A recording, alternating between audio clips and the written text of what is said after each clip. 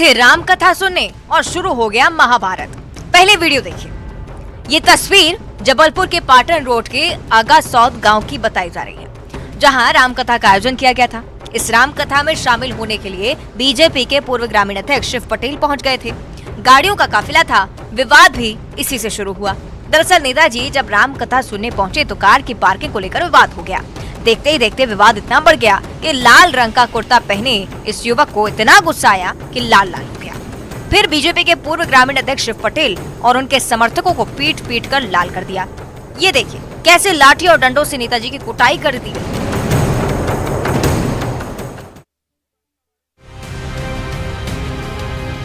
रायपुर के गुढ़ियारी से दिल दहला देने वाला वीडियो सामने आया है, जिसमें एक युवक नाबालिग लड़की के बाल खींचते हुए नजर आ रहा है। साथ ही उसके हाथ में एक धारदार हथियार भी देखने को मिला, जिसके बाद आरोपी ने उसी हथियार से लड़की पर जानलेवा हमला कर उसे घायल कर दिया। मामले में पुलिस ने आरोपी को गिरफ्तार कर दिया है। बता दें, गुढ़ियारी में नाबालिग को गंडासे से गोदने से पहले नाबालिग लड़की को पहाड़ी चौक की सड़कों पर बाल पकड़कर घुमाया गया। हालांकि डर के मारे कोई भी स्थानीय मदद के लिए सामने नहीं आया। वहीं वारदात के बाद पकड़ने गई पुलिस से बचने के लिए आरोपी ने घर की छत पर खड़े होकर खुद पर मिट्टी का तेल डालकर आत्महत्या करने की धमकी दी। कड़ी मशक्कत के बाद पुलिस ने आरोपी ओमकार तिवारी को गिरफ्तार किया। घटना में घायल युवती की हालत गंभीर बताई जा रही है।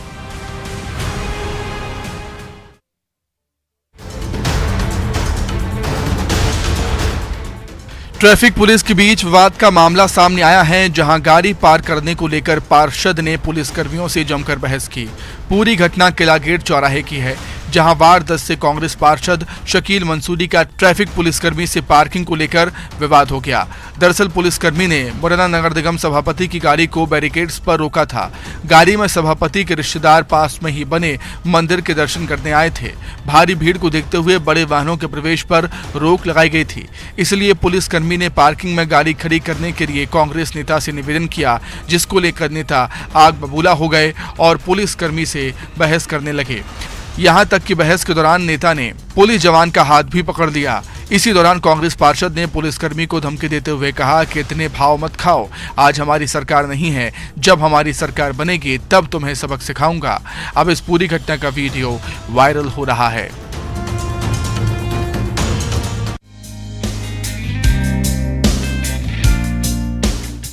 होटल, लॉज, धर्मशाला और मैरिज गार्डन में शादी होना तो बहुत आम है, लेकिन खंडवा में शनिवार को महाशिवरात्रि के दिन एक निजी अस्पताल में पूरे रीति रिवाज से विवाह की रस्में निभाई गई। दरअसल शादी से 3 दिन पहले दुल्हन एक सड़क दुर्घटना में घायल हो गई थी। उसका इलाज चल रहा था। क्योंकि लगन लिख जाने से शादी टल नहीं सकती थी, इसलिए वर और वधू पक्ष ने आपसी सहमति से अस्पताल में ही शादी करना तय किया। इसके बाद दूल्हे ने अस्पताल में घायल दुल्हन से शादी की।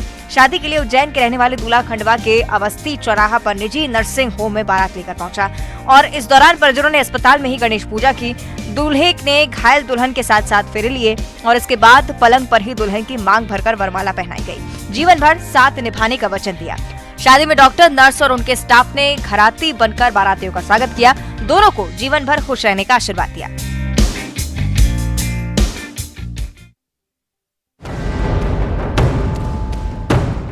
आगर मालवा जिले के नलखेड़ा थाना क्षेत्र में शनिवार देर रात बिना रेलिंग की पुलिया से ट्रैक्टर नीचे गिर गया। इस हादसे में 2 लोगों की मौत हो गई। देर रात हुए इस हादसे की जानकारी ग्रामीणों को सुबह लगी, तब वहां बड़ी संख्या में लोग पहुंचे और पुलिस ने जेसीबी की मदद से ट्रैक्टर में दबे शवों को बाहर निकाला।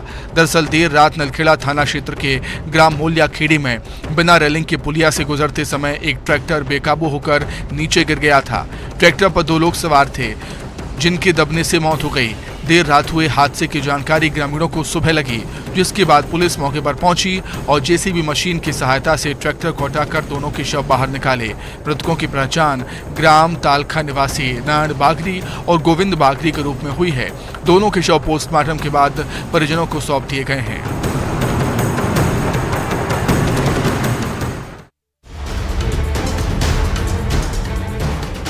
कहते हैं माँ ममता की मूरत होती है और जब एक औरत माँ बनती है तो वो उसके लिए जिंदगी का सबसे खूबसूरत पल होता है। लेकिन आज के दौर में एक आध ऐसे मामले भी आते हैं जो माँ के सुंदर शब्द को धूल के बराबर बना देते हैं। दरअसल बैतूल की एक ऐसी खबर जिसने माँ के नाम पर इंसाफ नहीं की। एक बार फिर कलयुगी माँ का मामला सामने आया है। जहां कुछ घंटे पहले ही जन्मे मासूम नवजात को खेत में रोता छोड़कर चली गई। आमला थाना के बोरी और छावल के बीच ग्रामीणों ने गन्ने की खेत से एक बच्चे के रोने की आवाज सुनी। नवजात के रोने की आवाज ने हर किसी की आंखें तो भर ही दी थी, साथ ही हृदय भी भर गया। ग्रामीणों ने जब नवजात के रोने की आवाज सुनी तो तत्काल पुलिस को सूचना दी। पुलिस ने एम्बुलेंस और मेडिकल टीम की मदद से बच्चे को खेत से रेस्क्यू किया और उसे आमला लाया गया, जहां उसे बेहतर देखभाल और इलाज के लिए जिला अस्पताल रेफर किया गया।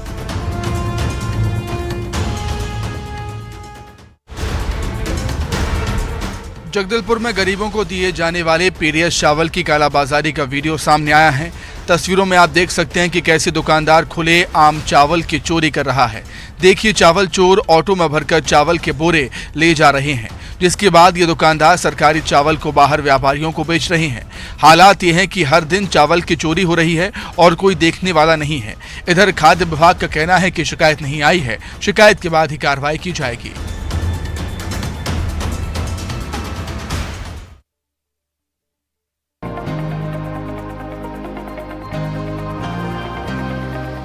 जब होनी और अनहोनी में अनहोनी आंख उठाएगी, कौन किस हादसे का शिकार हो जाए इसका तो पता नहीं, बस वक्त अपना खेल दिखाएगा। तस्वीरें देखिए, होनी और अनहोनी का खेल समझिए। तस्वीरें छतरपुर की हैं, जिसे देखकर आप कहेंगे कि चंद पंक्तियां शायद इस घटना पर हैं। दरअसल छतरपुर में एक भीषण सड़क हादसा हुआ, जहां बाइक सवार को अज्ञात वाहन ने टक्कर मारी। टक्कर इतनी जोरदार थी कि देखते ही देखते बाइक ने आग पकड़ ली। अब बाइक सवार युवकों को क्या पता ये इनकी आखिरी राइड होगी, जो कुछ समय पहले तक अपनी बाइक से फराटे भर रहे थे। एक हादसे ने उसे मौत की नींद सुला दिया। जरूर आज के दौर में बाइक या मोटरसाइकिल एक आम आदमी के जीवन का अहम हिस्सा बन चुके हैं। बाइक के बगैर लोगों का काम नहीं चलता। बाइक को बहुत से युवा लापरवाही और बहुत तेज स्पीड में चलाते हैं, जिसकी वजह से दुर्घटना भी होती है। बाइक सुविधा तो देती है, लेकिन एक छोटी सी चूक बड़े हादसे का शिकार हो जाते हैं। इसलिए इसे सावधानी से चलाएं।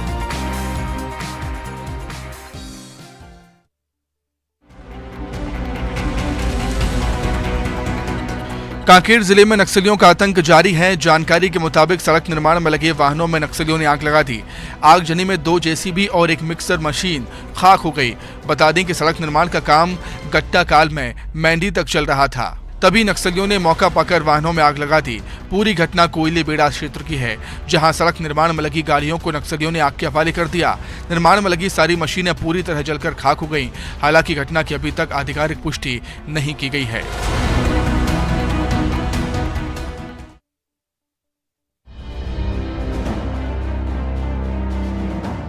पर्यटन को बढ़ावा देने के लिए सरकार तमाम दावे करती है, करोड़ों खर्च किए जाते हैं, लेकिन सामने निकलकर क्या आता है, ये इस रिजॉर्ट की तस्वीर देखकर अंदाजा लगाया जा सकता है। ये तस्वीर कवर्धा की है, जहां पर्यटन मंडल ने 4 करोड़ की लागत से पर्यटक विश्राम गृह बनाया था। दीवारों को रंगों से सजाया गया, फर्श पर मार्बल बिछाई गई, खिड़कियों पर शानदार शीशे लगाए गए, लेकिन वक्त के साथ शीशों की तरह ये सरकारी इमारत चूर-चूर हो गई। ये हुआ बस सरकार और उनके अधिकारियों की लापरवाही की वजह से। आज यहाँ विश्राम करना तो दूर, यहाँ कोई रुकना भी नहीं चाहता। ये कवर्धा का पर्यटक विश्राम गृह अब खंडहर में तब्दील हो चुका है। पर्यटन के नाम पर केवल खानापूर्ति की गई। 2008 में बना ये रिजॉर्ट लापरवाही की भेंट चढ़ गया। अब इसे देखकर इतना ही कहा जा सकता है कि ये इमारत के टुकड़े आमजन के पैसों की हुई बर्बादी के टुकड़े हैं, जिनकी जिम्मेदारी लेने के लिए कोई तैयार नहीं है।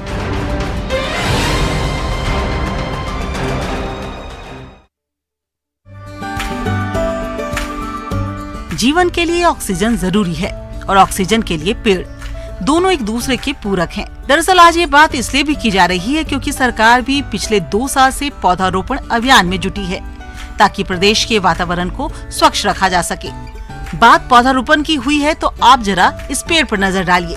इस पेड़ का भी अपना इतिहास है। कहा जाता है कि ये मुगल के जमाने के पेड़ हैं, जो भोपाल की पहचान भी है। ये पेड़ भोपाल के कमला पार्क में पिछले साल आंधी तूफान में गिर गया था, जिसे एयरपोर्ट के पास दोबारा पुनर्जीवित करने के लिए लगाया गया। इस बरगद के पेड़ के बीचों बीच एक छोटा सा पौधा लगाया गया, जिससे इस मृत पेड़ में जान आ सके। पौधे की जड़ें बरगद के इस पेड़ में फैल सके, ताकि पौधे को जीवित किया जा सके। और आप सोचिए कि अगर एक मृत पेड़ को एक पौधा जीवित कर सकता है, तो क्यों ना हम भी एक पौधे को लगाए, ताकि प्रदेश का वातावरण स्वच्छ रह सके।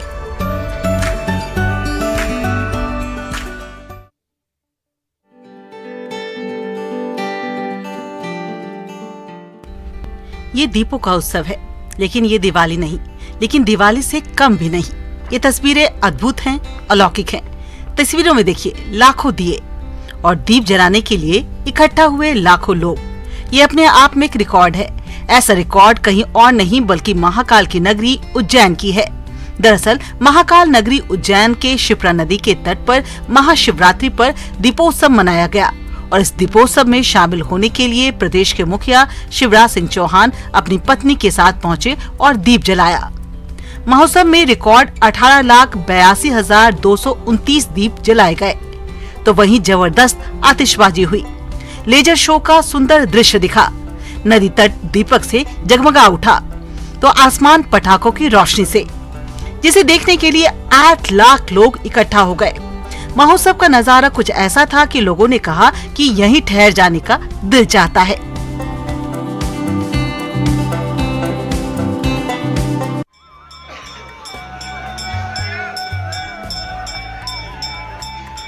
उज्जैन में विश्व प्रसिद्ध श्री महाकालेश्वर मंदिर में शिव नवरात्रि में विभिन्न रूपों में दर्शन के बाद भगवान महाकाल को दूल्हा स्वरूप में सेहरा बांधकर श्रृंगारित किया गया। बाबा महाकाल के इस अद्भुत स्वरूप के दर्शन के लिए भक्तों की भीड़ लग गई।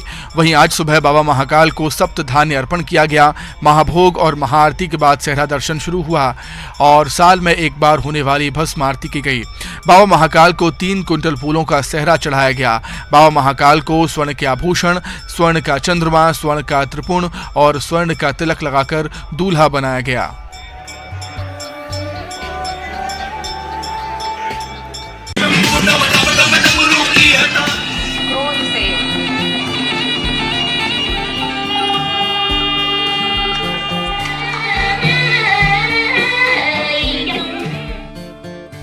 बम बम हुए बम बम भोले, डम डम बाजे डमरू तेरे, कण कण में बसे हैं बाबा भोले। ये गीत, ये अलौकिक तस्वीरें, ये आतिशबाजियां, ये महादेव की गूंज। आप सोच रहे होंगे चल क्या रहा है। दरअसल ये तस्वीर गरियाबंद के राजीव माघी पुन्नी मेले के समापन कार्यक्रम की है। इस समापन कार्यक्रम में शामिल होने के लिए सीएम भूपेश बघेल भी पहुंचे, जहां उन्होंने भगवान राजीव लोचन और बाबा कुलेश्वर नाथ का दर्शन कर प्रदेश के सुख समृद्धि की कामना की। साथ ही रामायण प्रतियोगिता के विजेताओं को पुरस्कार बांटे। श्रीलंका और वियतनाम से आई रामायण मंडली के कार्यक्रम की भव्य प्रस्तुति का आनंद उठाया। बता दें कि माघ महीने से शुरू हुई इस मेले का अंत महाशिवरात्रि के दिन होता है। वहीं समापन कार्यक्रम में आए दर्शक भी झूमते नजर आए।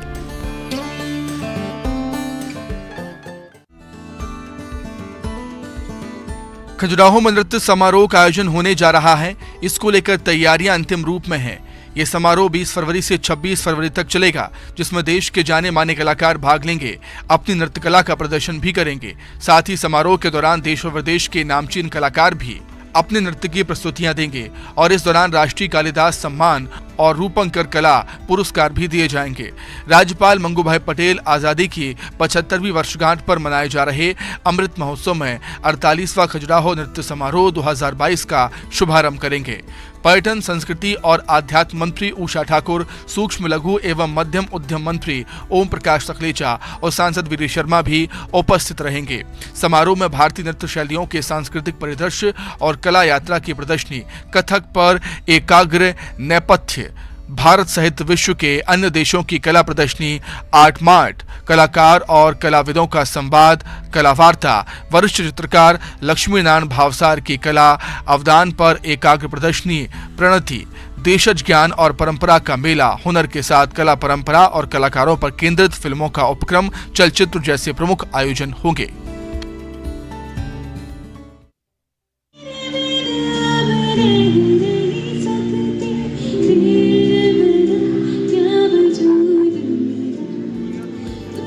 महाशिवरात्रि पर 2 दिवसीय पाली महोत्सव शुरू हो गया है। पाली के ग्राम केरा झारिया के मैदान में पाली महोत्सव का आयोजन किया जा रहा है। रंगारंग सांस्कृतिक कार्यक्रम प्रस्तुत कर कलाकारों ने लोगों को मंत्र मुग्ध कर दिया। 2 दिवसीय पाली महोत्सव की पहली शाम सांस्कृतिक कार्यक्रमों के साथ साथ बॉलीवुड सिंगर पलक मुछल, छत्तीसगढ़ी गायक अनुज शर्मा, बचपन का प्यार फेम सहदेव की संगीतमय धुन ने सभी दर्शकों का मन मोह लिया। छत्तीसगढ़ी हिंदी संगीत से लोग झूम उठे।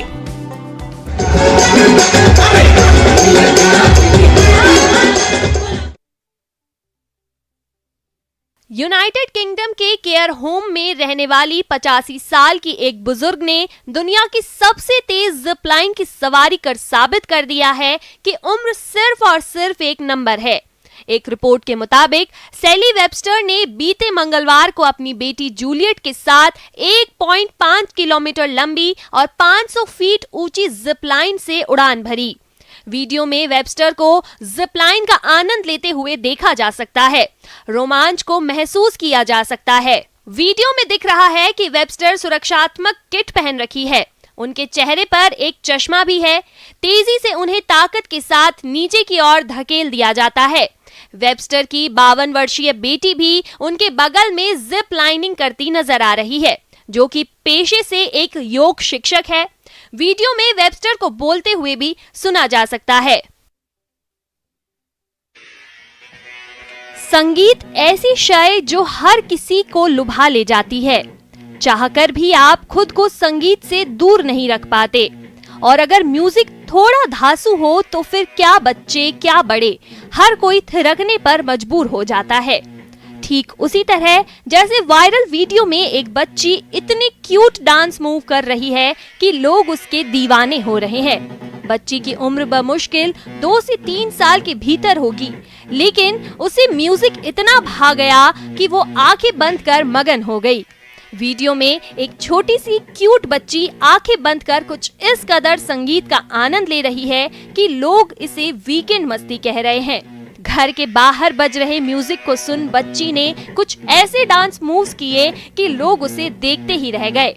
म्यूजिक में मगन मस्ती से सराबोर बच्ची का वीडियो सोशल मीडिया पर तेजी से वायरल हो रहा है, जिसमें वो अपने घर में मौजूद है और बाहर से धमाकेदार म्यूजिक की आवाज आ रही है, जिसने बच्ची को इतना मुग्ध कर दिया कि वो आंखें बंद कर मस्त मगन होकर एक ही जगह पर झूमती रही।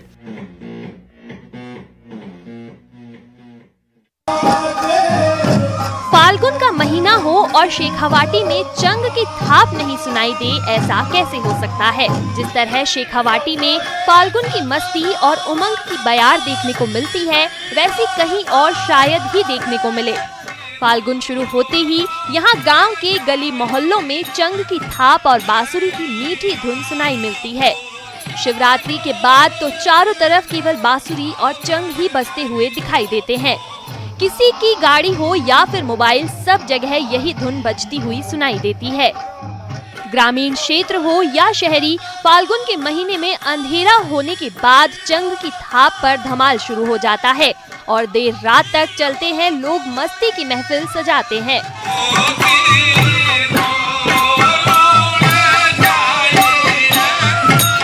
इन गानों से विशेष संदेश भी दिया जाता है। खास बात यह है कि बड़ी संख्या में महिलाएं भी इन्हें देखने के लिए गांव के चौक पर पहुंचती है। होली के पहले आने वाली एकादशी तक यहाँ चंग की थाप पर धमाल चलते हैं। इसके बाद यहाँ पर विशेष गींदड़ नृत्य शुरू हो जाता है।